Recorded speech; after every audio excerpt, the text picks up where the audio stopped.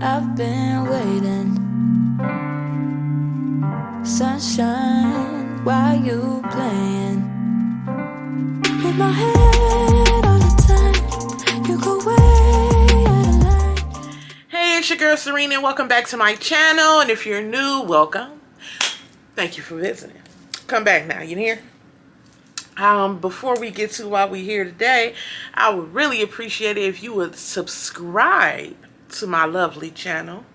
If you would go ahead and give me a thumbs up on this video, and if you would like to leave a comment, if you feel the need to, that's fine. And it would be lovely if you would share, because sharing is caring. And I would really appreciate if you hit that bell on your way out so you can be notified every time I upload a video. Thank you so much ahead of time for all of that. So let's get to this other case. I have also, between updates of the George Floyd federal trial and the Ahmaud Arbery federal trial, I have also been watching what they are calling the popcorn murder trial. So this is the defendant, Curtis Reeves, at the time of the crime was 71 years old. This crime took place, I believe, in 2014. He killed Chad Austin, a young family man who had I believe she was 2 years old at the time of his murder, and a lovely wife. Basically, if you do not know this story, here is a quick brief summation of what happened. Basically, Chad Austin and took his wife, Mrs. Austin,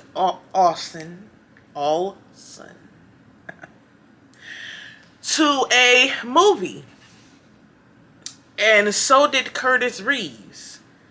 He took his wife, Mrs. Reeves, to a movie.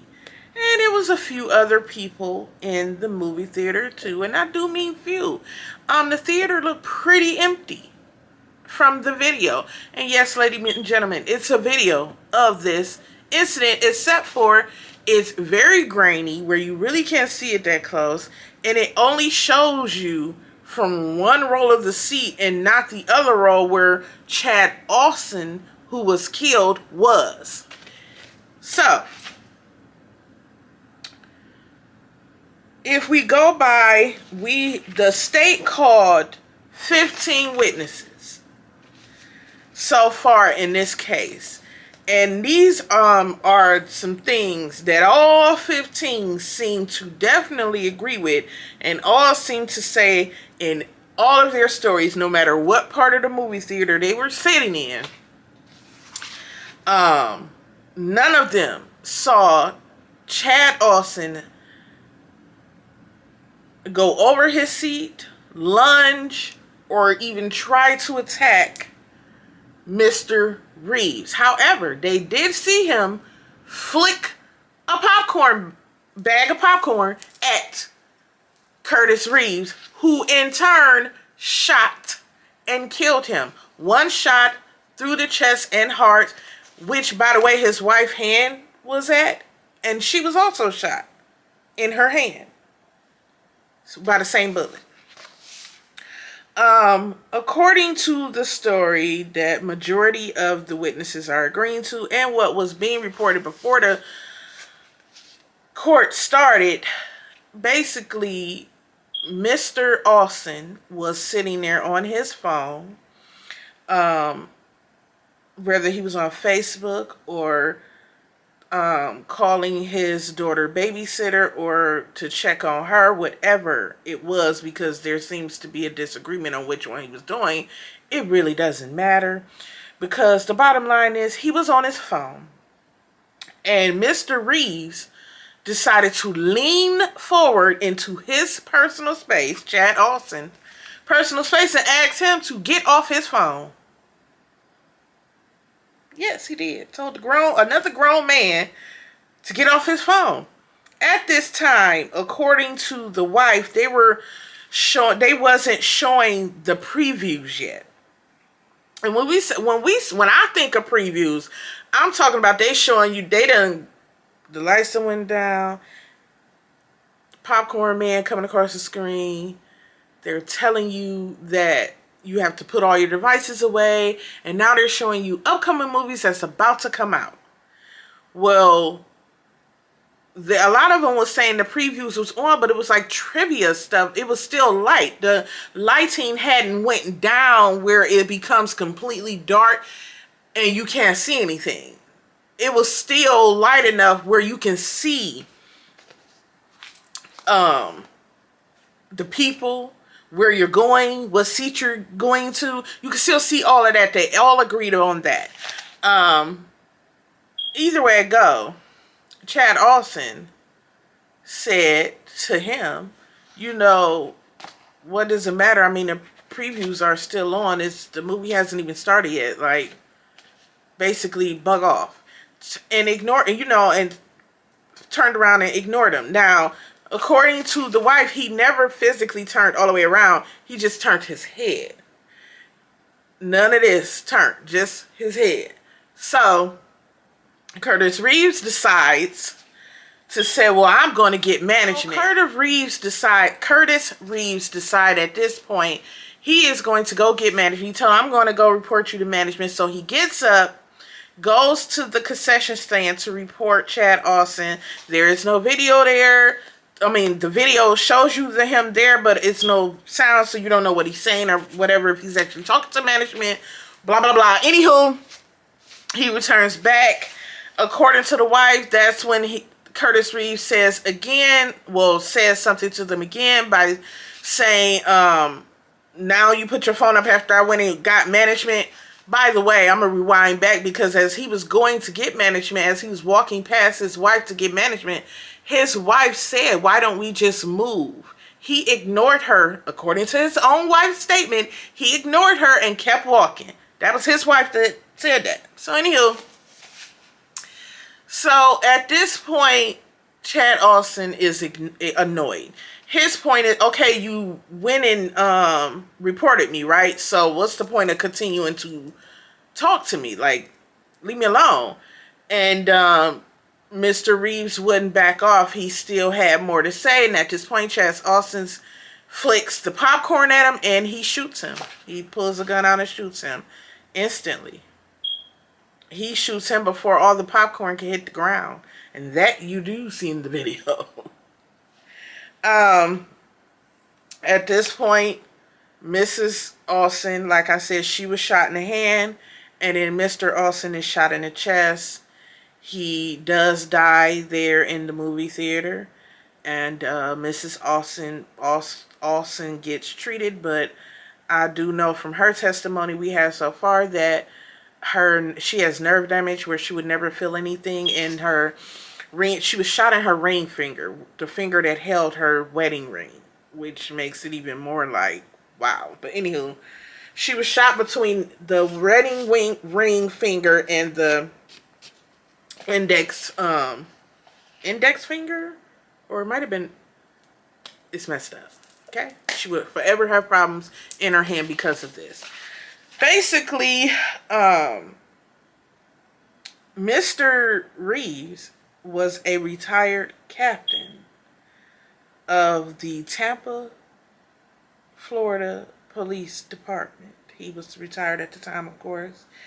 And you can tell from the way they questioned him, it was like cop to cop speaking, but by his own words, he said that he wasn't sure if he threw anything else besides the popcorn at him, but he knew he was too old to take a whooping, and he wouldn't be able to handle that. So he had to do what he had to do. But everyone says that Mr. Olsen never, went at him where he was about trying to come over. According to Mr. Reeves, he put his hand up and yelled, no, or he said, or, whoa, and it was almost touching his chest. That's what he is claiming he was coming at him. He had to do what he had to do. There is no evidence, and if that really happened, the video was enough where you would have saw Mr. Austin in Mr. Reeves' face, because you can clearly see all of Mr. Reeves in the video. He never raises his hand except when he raised it, to shoot. That you see clear as day on the video. So I don't know if the jury is going to, how they're feeling about it, but yeah, they all of them. The defense on cross-examination, they attacked every single witness that the state put on the stand, to the point where it is completely driving me insane to even listen to them talk anymore. I mean, some of the things that they are harping over and really asking the same question over and over about has nothing to even do with the fact of, was this man scared for his life or not? They still ain't answered that question yet. Okay, that's the part that trips me out with this case. The one of the if you haven't heard anything else, I know you had to at least hear about Jane Roy. She is one of the moviegoers that was there to see the movie, and Lord, she was hilarious on the stand. They really tried to discredit her because she had some disabilities with her eye and movement, but honey, they were barking up the wrong tree with Miss Roy, baby, because Miss Roy really reminded me of a true little Southern elderly lady, and you don't fool with them. Okay? You don't. And yeah, that defense attorney, he didn't know what he was in for, and you could tell because instead of him leaving her alone, he continued to ask her questions to the point where she was giving better answers during the cross-examination than she did during the regular questioning of the state. They continue to even, how do you know? Because she said he was grumpy and grouchy. She said he was grouchy. He looked really grouchy. And they said, how do you know he was grouchy? How do you know he was upset or mad? And she says, you know the Seven Dwarfs? She said, he reminds me of Grumpy. He looks just like Grumpy. That's how he looked. Frowned up. He was frowned up. She called him Grumpy. It's funny. Anywho. That will be one thing that sticks in everybody's mind. And I'm pretty sure if that stuck in my mind, that stuck in the jury's mind. Because, baby, that was funny. That gave some comedy to it. But, and again, that should have been a moment told the defense, I'm going to leave her be. Nope. Kept on questioning her. But she stuck to her gun. She never changed her story. So, out of all of them, like I said, they all stick to the same story about what they witnessed and saw. But there was a few who did say they heard Mr. Austin curse. I don't see why that matters. The others said they'd never heard a cuss word. And it was a few, they said they heard Mr. Reeves, after shooting Mr. Austin, say, flip popcorn at me. So, that came out too. The defense really went after all of the law enforcement officers that was put on the stand. Really calling the police department basically, what's the good word I'm looking for? Bad at their job. I can't even find another appropriate word to say. Very bad, very terrible at their job. The state rested their case yesterday, and then today the defense started their case, which I will let you know about what all the defense do in the next video. But the defense really is going to have to show he really was afraid and scared for his life, and I just don't believe that's going to be the case, because if I was on that jury, the thing that would be bothering me, because this is what's the part that's bothering me, is how quickly he shot him. Literally, you seeing the popcorn flick, you see the popcorn flying, coming down, and he shot before all of it even hit the ground. You wasted you didn't even give him time. If he was going to attack, you didn't give him time to attack. You didn't give him time to even slap you. You didn't give him time to even threaten you. It was never nobody, and even Mr. Reeves admitted in his police interview videos, he said he never threatened him. The man never said, I'm gonna kill you, I'm gonna kick your nothing. None of that. None of that. Ain't nobody heard none of that at all. Not even his wife. And yeah. Pretty much. So that's the part that's, to me, is kind of like, no. I think it's an ego thing. I think that Mr. Reeves is used to having a higher type of level of respect because he's a retired captain. And we also had a couple of people come forward after this case became widely publicly known that it was starting again, with people saying he done things like they remembered him from movie theaters they were at, and he, messed with them while they were there. So, yeah, apparently he likes to go to movie theaters and be a movie theater police, even though he retired. But anywho, I think Mr. Austin not doing what he told him to do immediately peed him off. And him totally brushing him off and ignoring him peed him off even more. And then after he gets up and go tell, and he sees that, oh, now you put up the phone, after making him get up to go tell, peed him off even more, which is why he would not leave it alone and kept going after Mr.